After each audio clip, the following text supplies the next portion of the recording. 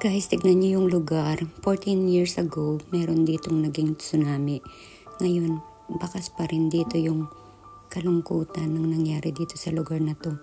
Siguro mula nung nagka-tsunami, iniwan na lang nila na ganyan yung place na to. Bakas na inabandon na lang talaga nila dahil may mga natira pang mga gamit kagaya niyang mga aircon. Hindi na nila tinanggal, guys.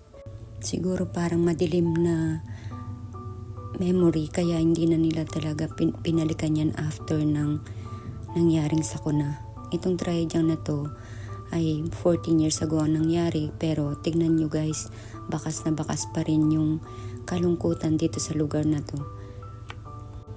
Ang pinagtataka ko, bakit hindi nila binalikan yung place na to, kasi nga pwede naman nilang kunin yung mga gamit, pwede naman nilang i-save after ng tsunami.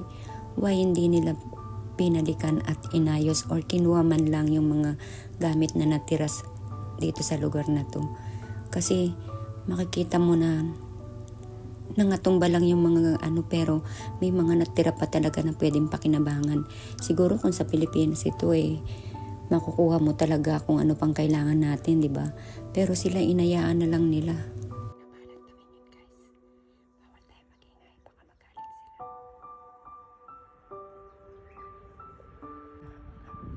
Nandun na talaga siya, guys.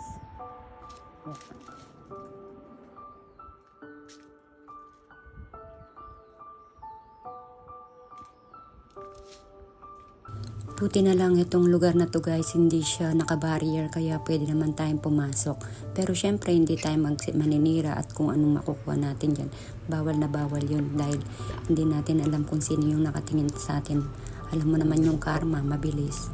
Kaya guys, patuloy tayong tumingin dito sa loob. Uy, ang dilim. Kaya na balang humusga kung anong makikita ninyo. At iiwan nyo na lang po kung ano yung masasabi nyo dito sa nangyaring trahedya dito.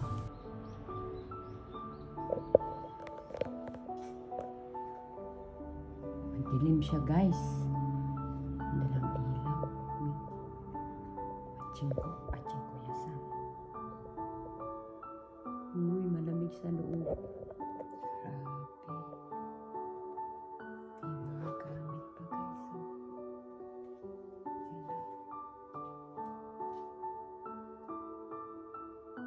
Diyan sa loob dyan guys, napakalamig ng simoy ng ewan ko, basta sobrang malamig. Tingnan nyo naman, sobrang dami pa talaga mga gamit na iniwan na pwede pa namang kunin ng may-ari niyan. Pero inayaan niya na lang at hindi rin naman niya binarrier.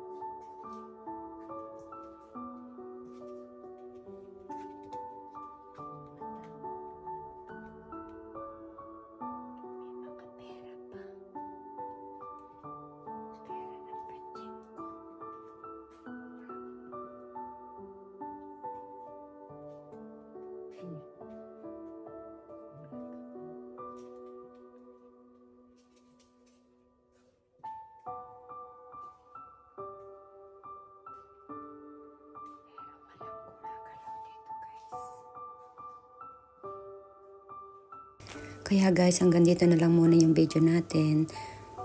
Mag-comment naman po kayo saan kayo nanonood para alam ko kung saan nakarating yung video natin. And palambing na po ako ng heart and follow.